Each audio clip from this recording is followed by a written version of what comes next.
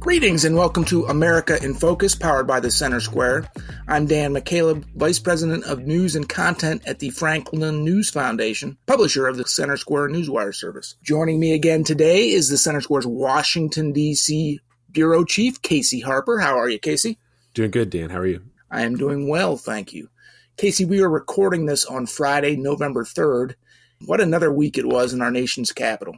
FBI Director Christopher Wray and separately Department of Homeland Security Secretary Alejandro Mayorkas testified before Congress this week about threats to national security related to the ongoing Israeli war with the Hamas terrorist group and the ongoing border crisis here in the U.S. Wray told Congress that threats to the U.S. homeland from Islamic terrorist groups have risen to, quote, a whole new level. Mayorkas testified that in the past fiscal year, there were more than 600,000 known, quote, gotaways who entered the U.S. without being apprehended just in the past year. Mayorkas misrepresented that number, but we'll get to that in a moment, Casey. What do you make of Ray's testimony? Yeah, this was a really interesting week on the topic of immigration at Capitol Hill. I mean, what happened is all of these Republicans have been really crying at the top of their lungs that this immigration issue is a big problem. It's a national security concern. It's going to have huge negative impacts on the country. And they've been saying that really for years, and nothing has been done. And that issue, though, has been getting increasing attention as the problem has gotten worse. And this idea of terrorists coming across the southern border and the northern border actually has gotten increasingly more valid and not just conspiratorial. There's more data to back it up.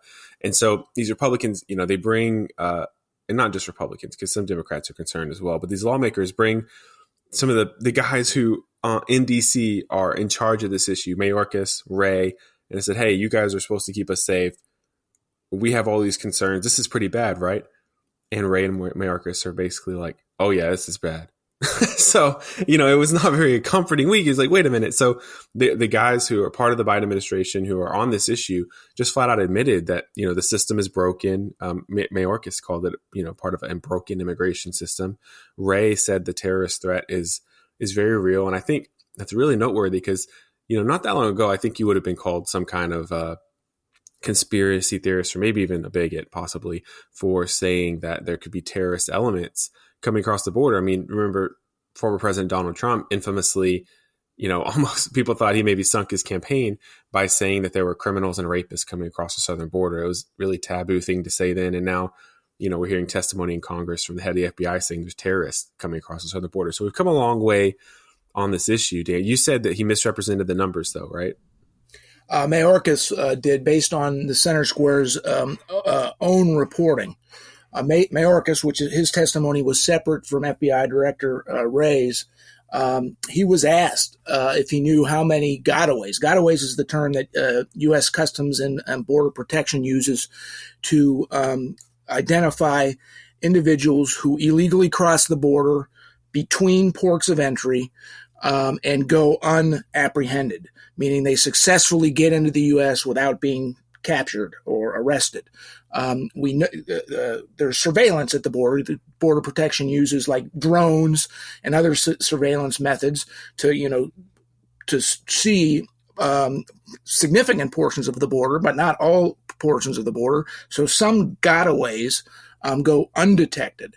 So Mayorkas was asked about that, and he said in the past fiscal year alone, the federal government's fiscal years from October 1st of one year to September 30th of the next year. It's November 3rd now, so we're talking about the fiscal year that ended just September 30th. He said that more than over 600,000 gotaways were detected. Our reporting, we have a border correspondent who's probably the best in the country covering the border situation, Bethany Blankley. She has sources inside Border Patrol, border agents who give her the internal information because Gotaway data is not reported publicly. It's kept internally at DHS, but it's not reported publicly.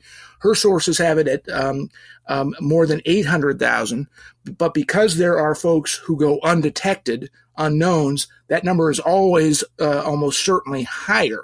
And her sources within Border Patrol put the number at closer to 1 million. So, yes, a million is over 600,000, which is what Mayorkas testified to. Yeah. That's technically true, but it's a little bit misleading. We also know that in the last fiscal year alone, nearly 800 individuals on the terror watch list were apprehended at the border. What we don't know is how many of those gotaways, whether it's over 600,000, whether it's 800,000, whether it's a million, how many of those gotaways are on the terror watch list. So we have no idea how many suspected or known terrorists entered the country illegally or where they came from, whether they came from countries like Iran, China, anywhere in the Middle East. But we do know folks from those countries have been apprehended trying to get in the country, so it only makes sense that some of these gotaways anyway are from America's sworn enemies, from countries that are America's sworn enemies. Right.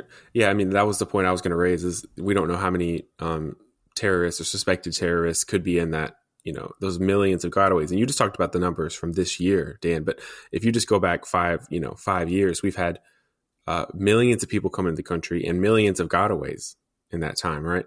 And hundreds of, through the northern and southern border, hundreds of suspected terrorists, right?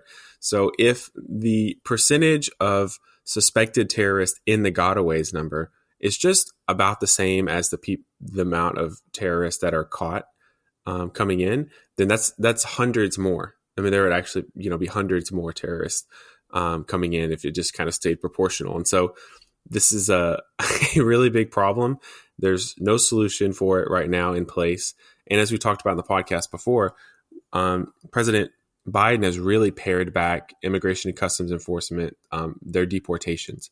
They pretty much are only deporting people, if not exclusively, but they're focusing on people with really bad criminal records. And so there can be somebody suspected terrorist who doesn't necessarily fit the profile even for deportation. And even if they do, it's extremely hard to find them and track them down, of course, because it's a large country and you're looking for a handful of people in a large country. So that is a big concern. And then we've also talked, Dan, because of this Israel-Hamas conflict, there's real concern about, okay, is this going to radicalize anyone? We were told over and over again how our presence in Iraq and Afghanistan in the war was actually radicalizing young men who maybe otherwise would have been peaceful to attack America because, somehow our actions had just flipped a switch in their brain and it would become radicalized. And so could the same thing be happening with this Israel-Hamas conflict, with the war there? We know that Hezbollah and Hamas really have some kind of presence in Mexico. So those are other things to be thinking about. And then the other thing is, even if someone is not on the suspected terror watch list, we still don't really know who they are. I mean, it's pretty hard, it's kind of a high bar to get on a list. You could easily be someone with malintent or someone who's just been radicalized by the internet. We've seen that too, Dan, where someone is just watching videos, consuming online content, and they become radicalized without any real pre-existing relationship. So when you just have so many millions of people coming in, there's really no way to know what their intents are and what the effects will be. Just going back to Ray's testimony, Casey, we don't have a whole lot of time left, but I just want to quote one from his testimony.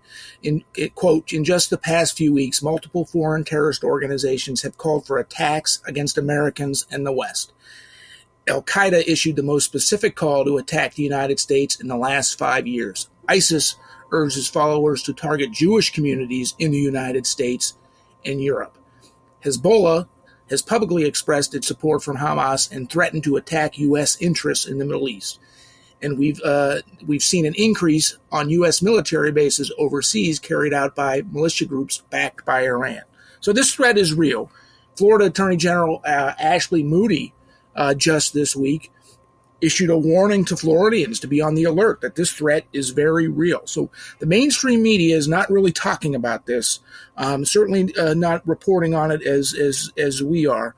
But this, God forbid, hopefully this never, ever happens and we are wrong or our concerns are inflated. But it's a real risk and Americans should be wary. Final thoughts, Keith. Yeah, I mean, it's a real thing. The one thing I'll add is something I wrote about this week, which is just reporting and analysis of the aftermath of Biden's withdrawal from Afghanistan in 2021 is very chaotic. U.S. troops died. And as a result, the country fell into the hands of the Taliban and into chaos. And as a result of that, we actually brought about 80,000 Afghan evacuees into the U.S. But I've been, looking into this issue, and it turns out we really did not do enough to really vet all of these evacuees, according to the federal watchdog who oversaw the process. I talked to the federal group that did the vetting, and they basically said they did their best. They put everyone through steps, but the federal watchdog said they didn't have enough information to really know enough about everyone to properly vet them. So, across multiple angles, we're just bringing a lot of people in that are not vetted, and these new concerns, these new threats are raising, questions about really the safety side of this issue. That's encouraging, Casey. Thanks for that. That's what I do, Dane. Thank you for your reporting on this. Listeners can keep up with this story and more at thecentersquare.com. For Casey Harper, I'm Dan McCaleb. Please subscribe. Thank you for listening.